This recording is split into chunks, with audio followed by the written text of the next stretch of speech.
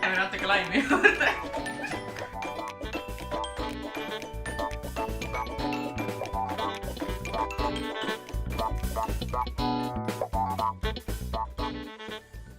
Ja tere tulemast Tartu Tamme Gümnaasiumi kokkasaatesse.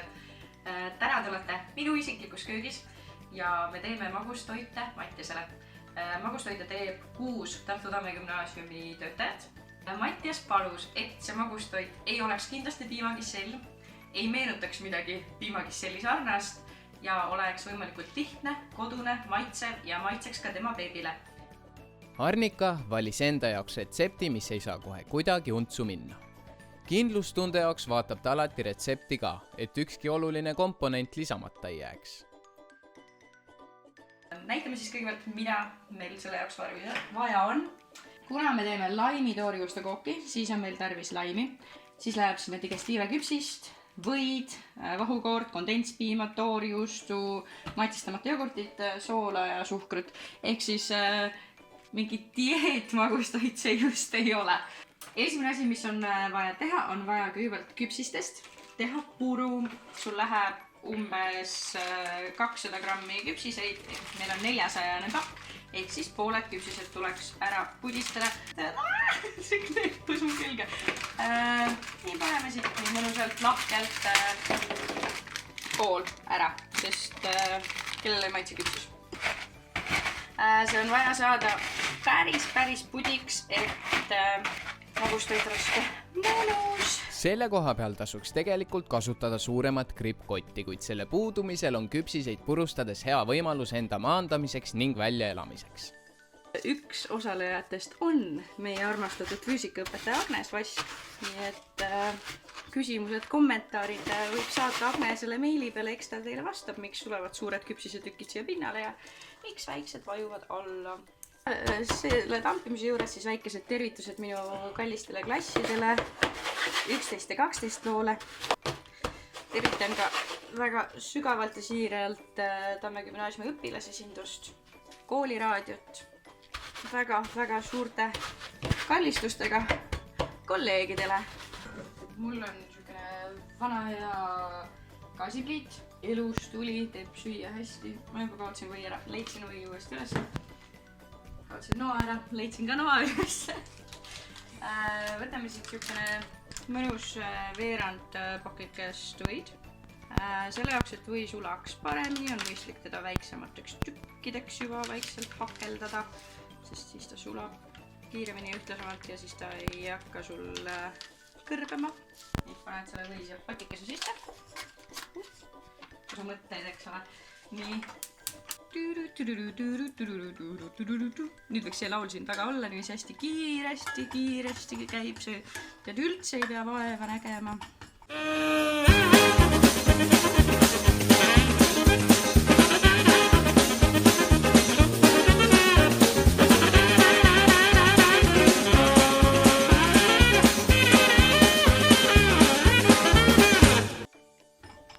Nüüd tõstame ta siia kõrvale natuke jahtuma.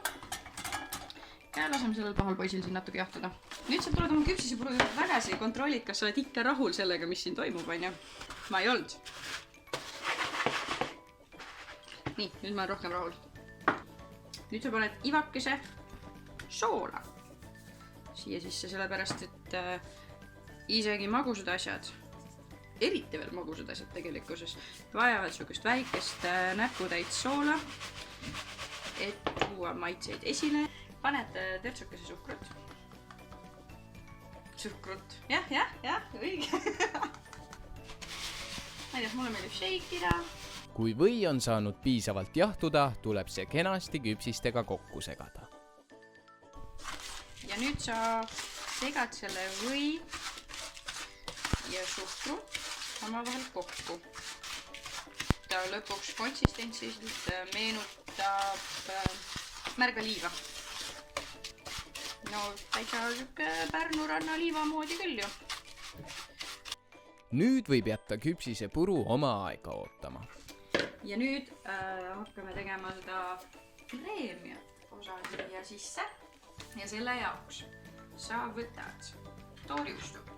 Siin on terves pakis 400 grammi ja kuna ma olen natuke kaval, vaata, ma tahan seda võistlusvärki võita ja ma tean, et abielumehe südamesse saab ikkagi läbi tema naise ja laste, siis ma teen 2 portsu magustoitu tegelikkuses. Nii et paneme kogu selle toorjuustumiksri ja boom! Tuleb kasuks, kui piimatooteid, aga just eriti toorjuust ei oleks töötlemisel külm, vaid sellel tuleks lasta seista toatemperatuuril.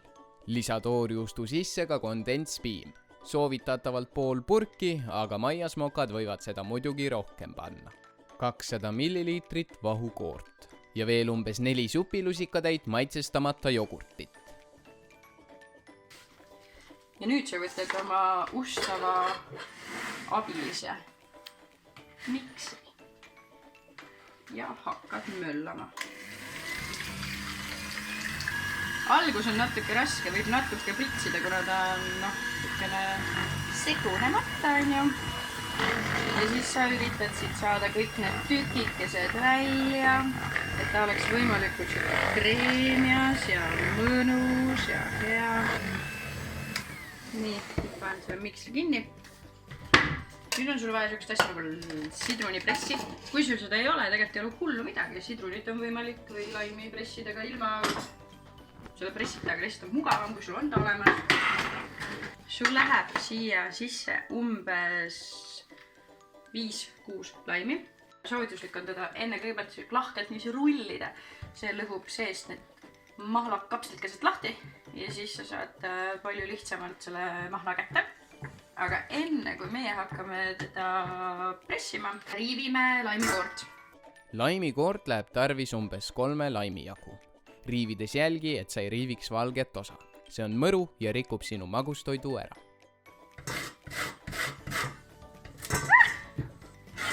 Shiki. Nad lähevad hästi libedaks, kui nad on nagu ära riivitud. Teeme jälle seda pressimise värki. Ega laimikoort ei olegi väga palju vaja, sest ta annab nagu mõnusat lisamaitset, aga kui sa laimikoort paned liiga palju, siis see läheb kõik kibedaks. Mitte keegi ei ole tänulik sulle selle eest, et sa seda tunde aega laimi riivisid. Mattias on kindlasti tegelikult tänulik. Mattias on siuke poiss, kes oskab su pingutust hinnata. Kui sul on laimi riivimiseks paremat tehnikat kui mul, siis anna mulle palun sellest stuudiumi vahendusel teada.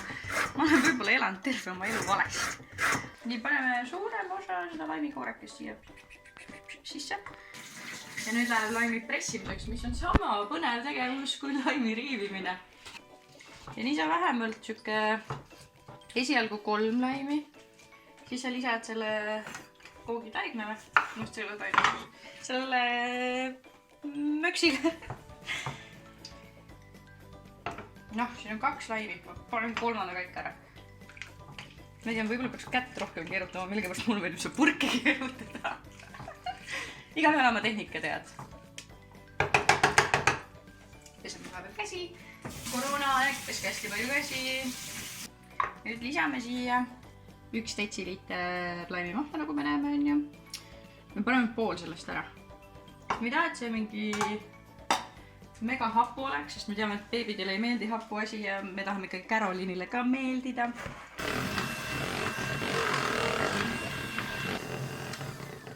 Nii, niisugune hetk, kui sa saad lõpuks seda mekkida ja mekid. Mina paneks laimi juurde. Boom! Laimimahla sai nüüd lisatud umbes 4 laimi jagu. Loodetavasti ei ole seda liiga palju. Kõigepealt oli vähe, nüüd on palju. Pigem ikka rohkem, on ju. Toorjuustu paistab veel vähe olevat. Nii et kokkamine arnikaga ei ole väga täppisteadus.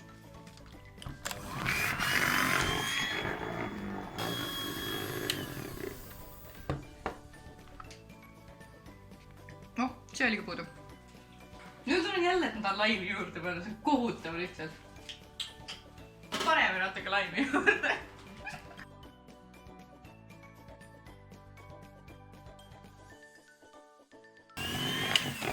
Ja selle, et ma ei tunne seda laimikoore maitset, ma panen kõik selle laimikoore ära, sest mul on õnneks 2 lisalaimi, millest üks saab olla kaunistus ja teise me saame riivida kaunistuseks veel.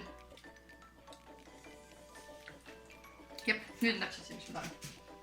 Ma kahtlen, vaata kui ma teeks seda ainult endale, siis ma oleks juba nagu mingi väga hea. Kui kreem ja küpsisepuru vastavad viimaks Arnika nõuetele, tuleb see sama nõudlikult serveerida. Kõigepealt sa võtad seda küpsisepuru, paned selle põhja. Paned prouaklaasi ka küpsisepuru. Siis toorjustükiht. Ja panen siia küpsisepuru peale. Mõnusad tunde järgi. Ja siis sa paned järgmise toorjustüki. Puhastad ääred ära. Siin on kõik kiledad motiivised, see on nii halvasti. Viimaks enne söömist tuleks magustoit katta kilega ning panna umbes tunniks ajaks külmkappi seisma. Ja nüüd see magustoit läheb vähemalt tunniks ajaks külma ja siis enne serveerimist me paneme siia veel peale ühe kihi küpsist, niisi kaunistuseks, laimikoort ja laimiviirukese. Ja siis me anname need matti seal üle. Ja see oli siis laimitoorjuustu magustoit. Proovige kodus järgi.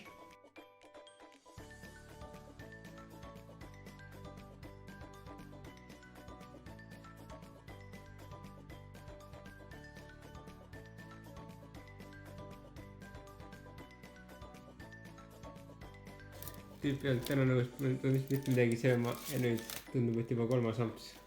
Ja tundub, et sidrunit ega mingit muud liighappesust ei ole tunda, laimi. Et ei kurdeta siin maitse üle, mitte üks raas. Nägu on väga rahulolev. No nii, juba see pakendi, see viimistles. Ütleme nii, et ma olen rabatud. Ma teadsin, et Arnika on tubli, ilus, tore, oskab hästi teha, aga et söögiga ka selline dekoratsiooni pool tugev on. Seda ma, ütleme, olen isegi üle ootuste üllatunud. Väga hea, toitev. Õnneks hommikut me alustasime täna siukse 6-kildise jooksurulluisu kärusõiduga. Nii et kalorite pärast muretsema ei pea. See küpsis on ideaalne. Ühesõnaga, tal on kihiline tekstuur. Mulle väga meeldib see, et siin on mingisugune kohupiimakreem, mis on mõnusalt hapukas, siis selline moos. Ehk siis pakend 5+, beebisõbralikkus 5+, maitse 5+. Ja ma arvan, et kogus kõik muu, mida siin hinnata saab, on samamoodi väga hea. Et mina lahendaksin need mõlemad pokaalid ära. Aga ühe ma jätan siiski naisele ja lapsele jagamiseks. Kui ma algul arvasin, et see kihilisus, mis siin on, tuleb sellest, et siin on moos sees, siis mu naine parandas mind. Tegelikult siin ei ole moosi. Siin on toorjuust, mis on imemaisult kuidagi selle laimi mahlaga kombineeritud. Nüüd, kui ma olen selle söömisega täiesti lõpusirgel, ma võin öelda, et endiselt väga hea maitse, kõht on päris täis. Kui ma saaks öelda ühe asja, mida ma teeksin võib-olla teistmoodi teinekord, siis natukene vähem seda mahlasust, natuke vähem laimi. Ta on pisut happu, kui pikalt sööd. Samas beebitest jällegi näitas, et 5 ampsu peale ei ole mitte midagi isegi väike lapsel. Aga ma ise teeks natukene, ütleme, jah, vähem happu. Järgmises saates näete, kuidas direktor Ain Tõnisson valmistab valge šokolaaditorti. Tema laste sõnul on kõige olulistemaks komponentideks šokolaad ja kook ise. Edu kokkamisel ja head maiustamist!